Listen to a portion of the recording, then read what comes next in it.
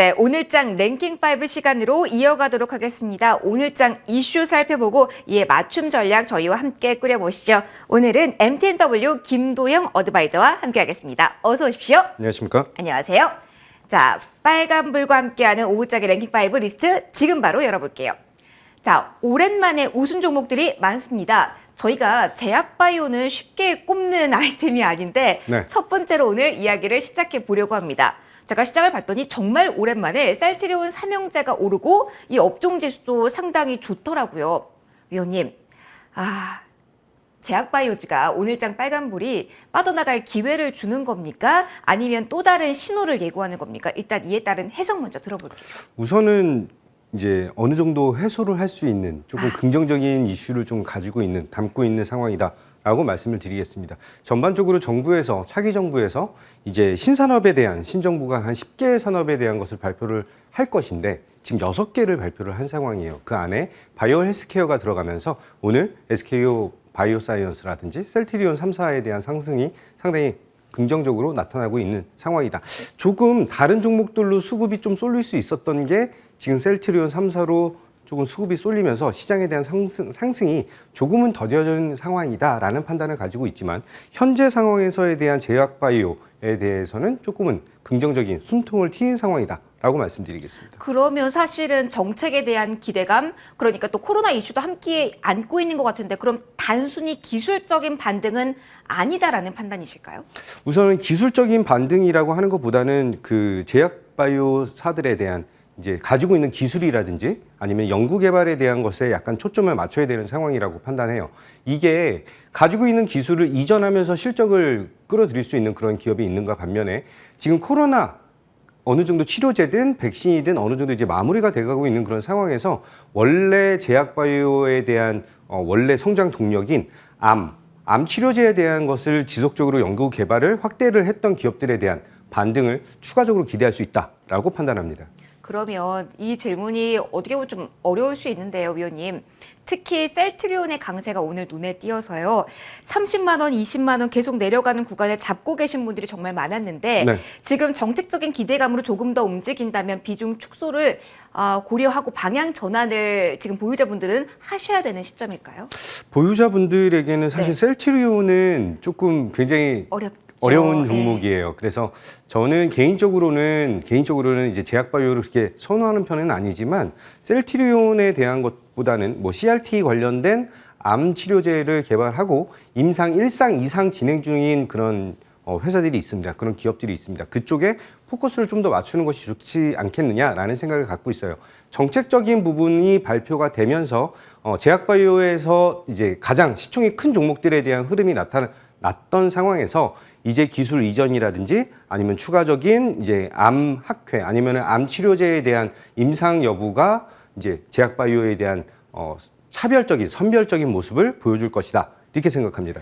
선별적으로만 움직임이 나오실 수 있다라는 이야기를 해주셨습니다. 그러면 정책 키워드를 언급해 주셔서요. 위원님께서는 신정부가 내놓은 이 정책적 모멘텀 가운데 가장 좀 가능성이 높다라고 판단되는 쪽은 어디신가요? 저는 자동차 산업이 가장 좋게 나타날 것이라고 판단하고 있고요.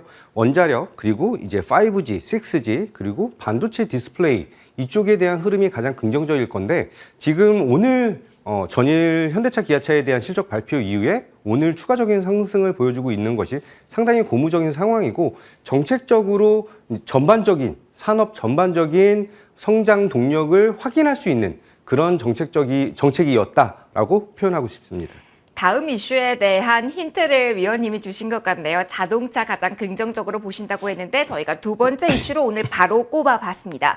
모빌리티 대전환을 추진한다라고 해서 오늘 여러 가지 드론부터 시작해서 골고루 오르고 있습니다. 일단 길게 본다면 현대기아차도 여기에 포함이 되겠지만 좀 단기적으로 본다면 조금 더 가벼운 정책적 모멘텀으로 움직일 수 있는 중소형주를 본다면 어떤 키포인트를 저희한테 주실 수 있을까요? 우선은 UAM 테마는 네. 단기적으로 대응을 하시는 것을 좀 권유해드리고 싶어요. 단기적으로만? 네네. 네. 왜냐하면 UAM에 대해서 지분 가치를 가장 많이 갖고 있는 게 현대기아차와 대한항공입니다. 그 두 친구에 대한 흐름이 오늘 강력하게 나온 것은 현대차, 기아차 같은 경우는 전일 실적 발표에 대한 추가적인 상승으로 볼 수가 있고요. 오늘 베셀이라든지 이런 종목에 대한 것은 사실 중소형주, 시가총액이 작은 종목들에 대한 성장 동력을 좀 보여준 상황이다. 이렇게 판단합니다. 따라서 그 UAM에 대한 흐름보다는 큰 그림으로 봤을 때에 대한 자동차 그 섹터에 대한 흐름이 반도체 섹터와 어떻게 연관이 돼서 흘러가는지 이게 가장 중요한 상황이 아닌가 이렇게 판단합니다.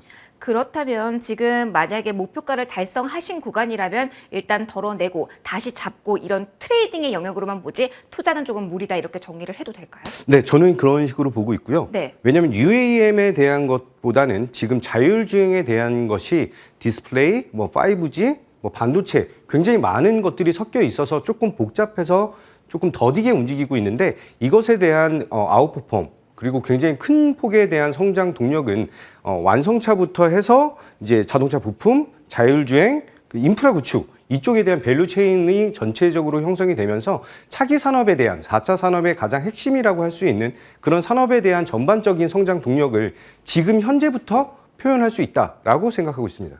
그러면 나는 근데도 대형주는 아직은 접근하고 싶지 않다라면 자율주행, 디스플레이 이쪽은 오히려 대안이 될 수도 있을까요? 자율주행의 가장 마지막 부분은 네. 사실 어떻게 보면은 플랫폼 시대에서 네. 화면에 대한 것으로 볼 수가 있습니다. 그래서 디스플레이. 네, 그래서 디스플레이에 대한 강점을 계속해서 말씀을 드리고 있는 거고요. 자율주행에 대한 것은 뭐 통신망이라든지 뭐 카메라든지 이런 게 있는데 결국에는 우리에 대한 편의성을 생각했을 때는 디스플레이에 대한 발전 방향이 자율주행을 좌지우지한다라고 생각하고 있는 상황이죠. 종목들도 굉장히 많고 이제 실적적인 개선이 나타나는 종목들도 상당히 많기 때문에 관심을 크게 가져야 되는 섹터다라고 말씀드리겠습니다. 여기에 중점을 줘야 된다. 이렇게 정리를 해보도록 할게요. 자, 세 번째 이슈는 저희가 원자재 쪽 볼 겁니다. 사실 요즘 매번 언급을 저희가 하고 있는데요. 어제는 팜유에 집중을 했다면 오늘은 조금 더 그 변화에 저희가 시선을 맞춰보려고 합니다. 오늘 추가적으로 뭐 상한가 진입한 종목도 있지만 어제 팜유 가격 여기에 연동해서 움직이던 화학 섹터 롯데 정밀화학 같은 경우는 급락하고 있거든요. 네. 이렇게 오늘 반짝 올랐다가 연속성이 다 안 나타나고 바로 차별화 장세가 나타나는 것. 이게 일각에서는 원자재의 일제적인 랠리는 이제 끝마무리다라는 이야기도 있거든요. 네. 어떻게 위원님께서는 오늘 장을 보시나요? 전반적으로 인플레에 대한 얘기 이제 압박이 있느냐 아니면은 긴축에 대한 얘기냐 두 가지에 대한 힘의 싸움 결과라고 생각을 하고 있어요. 롯데 정밀화학 같은 경우는 시가총액이 상당히 높다 보니까 추가적으로 올리는 거에 대한 힘보다는 차익 실현에 대한 물량이 강력하게 나왔다라고 생각을 가지고 있고요. 나머지 종목들에 대한 시가총액 비중으로 봤을 때는 올리는 힘이 훨씬 더 적게 들어간다라고 생각을 가지고 있습니다. 팜유에 대한 부분, 뭐 대두에 대한 가격 상승, 제가 계속해서 말씀드렸던 것은 지금 현재 원자재 가격 상승에 대한 것을 소비자에게 전가할 수 있는 B2C에 대한 회사들을 찾는데 주목을 해야 되는 상황이다라고 말씀드렸고요. 이제 한마디로 식용유 가격을 올렸을 때 식용유 가격을 판매 가격을 내리진 않아요. 그렇다라고 한다면 상반기에는 원자재 가격에 대해서 실적 개선이 나타나지 않겠지만 중기적인 관점으로 뭐 연간이나 2년, 3년 이런 정도에 대한 시간적인 여유를 두고 본다라고 한다면 굉장히 큰 폭에 대한 실적 개선이 나타날 수 있는 인플레 해지를 정확하게 너무나 당연히 나이스하게 보여줬던 그런 기업들, B2C 기업들의 중점적으로 포커스를 맞춰야 된다라고 판단하고 있습니다. 중장기적으로 음식료는 접근 가능하다 이렇게 좀 정리를 해보도록 할게요. 네 번째로 넘어가겠습니다. 자동차 이야기 좀 잠깐 해보도록 할게요. 어닝 서프라이즈의 목표가 쑥이라고 저희가 잡아봤는데요. 제가 제약바이오 쪽에서는 지금 올라오는 거 덜어낼까요? 비중 축소할까요? 여기에 포커스를 맞췄다면 자동차주 이제 움직이는데 신규로 담아도 될까요? 이렇게 좀 포인트를 짚어보려고 합니다. 어닝 서프라이즈 이후에 이제 좀 더 갈까요? 지금 신규도 가능한 구간인지요? 어떻게 보세요? 우선 28일 날 중고차 판매에 대한 이제 발표가 발표가 남아 있죠. 중고차 판매까지 진행이 된다라고 했을 때 현대차, 기아차에 대한 지금 현재 신차품 판매뿐만이 아니라 중고차 판매에 대한 것까지 커버리지를 할 수 있다라고 하는 점이죠. 신차에 대한 생산량이 감소하면서 판매가 감소한 것을 판가 인상으로 지금 실적 서프라이즈를 보여줬던 상황이거든요. 거기에 중고차 판매까지 진행이 된다라고 한다면 실적적인 개선은 상당히 크게 나타날 수가 있다. 또한 반도체 쇼티지에 대한 것이 얘기가 나오고 있으면서 신차 판매가 생산이 적어지는 거 아니야? 이렇게 표현할 수가 있는데 EV 차량, 특히 현대차 그룹에서는 제너시스 차량 플러스 EV 차량에 아주 집중을 하고 있는 상황이다. 한마디로 믹스 개선 플러스 향후 성장성에 대한 그런 사업 부분이 정확하게 지금 포커스 주목을 제대로 시켰다라고 판단을 볼 수 있는 그런 상황입니다. 그러면 사실은 중고차 시장 진출 그 여부에 대해서 좀 세부적인 안을 봐야 된다는 말씀이신데 그래도 시장은 좀 기대감에 반영을 하는 구간이기에 네. 지금 선제적으로 들어가야 될까요? 아니면 이후에 시장 반응을 보고 그리고 안정된 이후에 들어가야 될까요?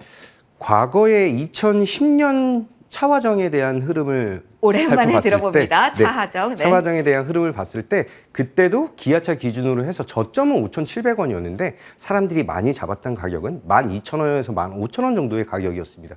저점 대비해서 더블 이상 상승을 했던 자리에서 사람들은 매수, 기관, 외인, 개인 다 할 것 없이 매수가 들어왔던 그런 자리였죠. 저는 자동차 섹터에 대한 것은 향후 발전 방향이 반도체 쇼티지가 하반기에서 풀리면서 이제부터 성장 궤도에 제대로 진입할 수가 있고 소비에 대한 확대가 나타나고 있는 한마디로 사지 못해서 목말라 있는 자동차에 대한 확대는 나타날 수밖에 없는 한마디로 지속적인 실적 개선을 기대할 수 있다.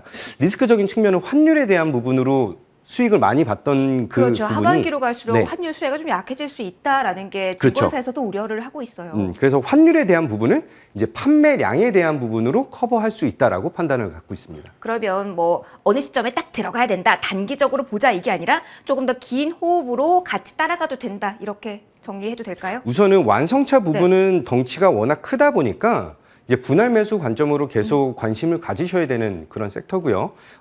자동차 부품 관련된 종목들은 아직 저평가 매력도 아니면 올라오지 않은 종목들이 상당히 많이 포진해 있는 그런 섹터죠. 따라서 지금 현재 완성차냐, 2차 전지냐, 자동차 부품이냐, 자율주행이냐라고 했을 때 저는 탑픽은 자동차 부품주라고 생각하고 있습니다.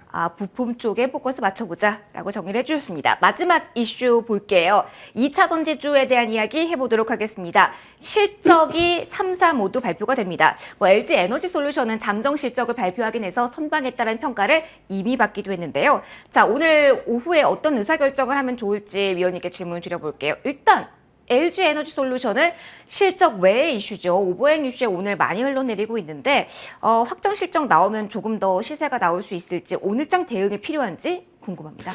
지금 대형 초대형사들에 대한 흐름, 삼성전자를 필두로 해서 SK 하이닉스, LG 에너지 솔루션은 국내 증시에 대한 체력이 약화되어 있는 상황에서 외인과 기관에 대한 수급이 들어오지 않기 때문에 그게 오버행이든 아니면은 공매도든 어떤 매매가 없든 간에 지금 올라갈 수 있는 체력적인 부분이 좀 부족해요. 하지만 환율에 대한 안정, 특히 유가에 대한 안정이 지금 빠르게 나타나고 있는 그런 구간이기 때문에 수급적인 것을 기대할 수 있는 그런 상황이다.